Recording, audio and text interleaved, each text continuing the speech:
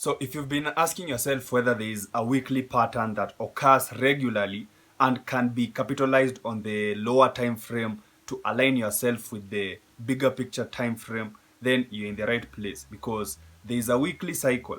And in this video, we are going to break down the weekly cycle so that you are able to understand well and simple where the week is headed. I have a free one-on-one mentorship program. The link will be in the description. Watch the video first and then click the link to join the mentorship, and I will see you there. Enjoy. For us to understand the weekly cycle, we need to know exactly what the process is, because the weekly cycle is just the big signal. All right, so the process has high of week, low of week, and then we have the failed breakout, and understanding what day 1, day 2, and day 3 mean. All right, let's jump into it. Number 1 is the high and the low of the week. So imagine Monday is this line from this line, Tuesday is this line from this line, and Wednesday this line to this line. So Monday sets the high and the low of the week. Tuesday can break out and close back inside of the high and the low. This is what we call a failed breakout. Now, when Tuesday closes outside of the low of the week or the high of the week, all we do is just redraw the low of the week and then wait for a similar pattern to occur the next day, which is price breaks out, closes back inside of the day, inside of the high and the low of the week, telling us we have a failed breakout, thus we buy the next day. So the high and the low of the week is very important, and once you understand where the high and the low of the week is, then you can be able to move on to the next step, which is identify a failed breakout. Now, obviously, as I've explained, a failed breakout looks like this. We break out and then we close back inside of the high and the low of the week. Now, a failed breakout is a signal that we buy the next day because it's at the low. If we have a failed breakout at the high, then we sell. For now, in this example, we are at the low, we buy. So that is all about failed breakouts. Now, once we have a failed breakout, then you can be able to know what day 1 is, because day 1 is the day of the failed breakout.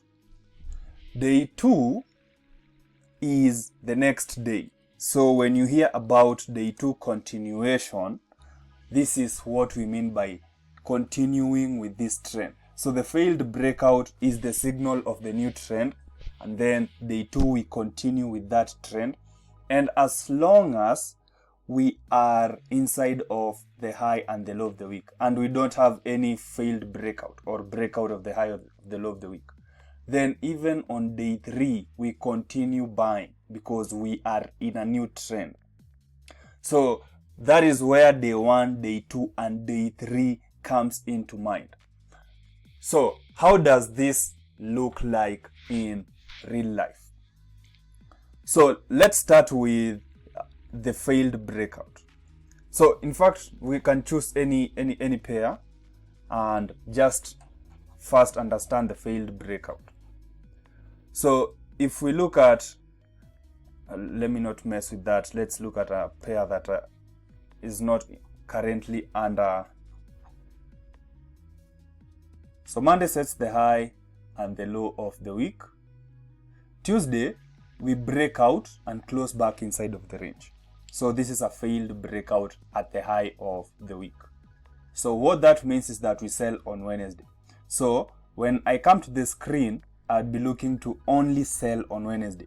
Again, on Wednesday, price breaks out and closes back inside of the range, which gives us a failed breakout, telling us to sell the next day.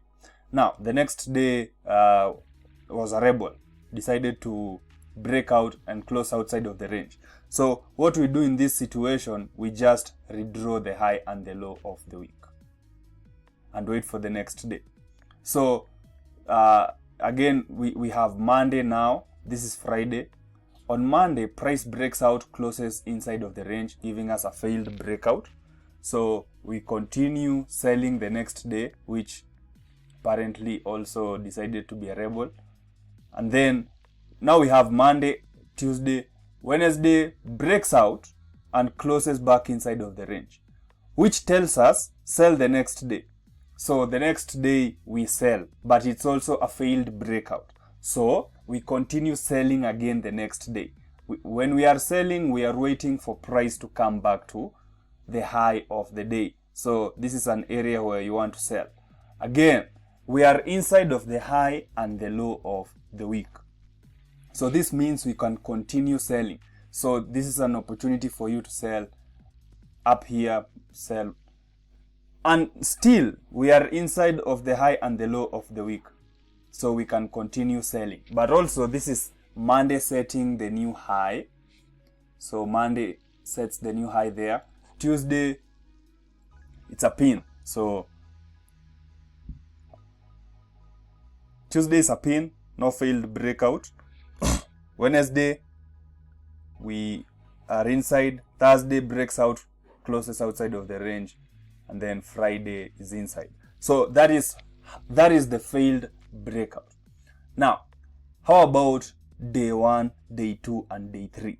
As you've seen again, if say you have a failed breakout on a Thursday, so long as price does not break out of here or here, and we are inside, we continue with the buyer set on that failed breakout. So for the next day 2, day 3, or even day 4, you'll find that you'll have the same trend going on. Anyway, that is all about the process of the weekly cycle. So now you know how to identify the high of the week, the failed breakout, and the day count.